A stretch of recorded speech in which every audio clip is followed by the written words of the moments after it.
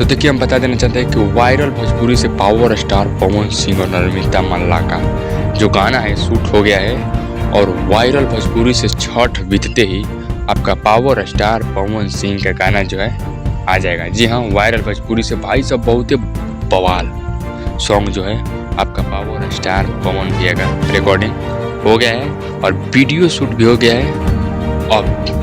पूजा आ गया है, छठ पूजा और दीपावली के इसी की वजह से ये दीपावली का और छठ में गाना आएगा, छठ गीत आएगा, इसी की वजह से वो गाना रोक दिया गया है और वो गाना आएगा छठ बिहान पहले। जी हाँ, फाइनली हम आपको बता दें कि पावर स्टार पवन सिंह का जो गाना है नर्मिता मल्ला और पावर स्टार पवन सिंह का बहुत सारा पेंडिंग में गाना है शूट होकर। जी हाँ, शूट होकर पावर स्टार पवन सिंह का पेंडिंग में गाना है और जो है वायरल भोजपुरी से आएगा छठ बीतते ही आपका पावर स्टार पवन सिंह और नर्मिता मल्ला। जी हाँ, एकदम गाना का एकदम फुल एकदम उसमें हमारे पास अपडेट है कि गाना जो है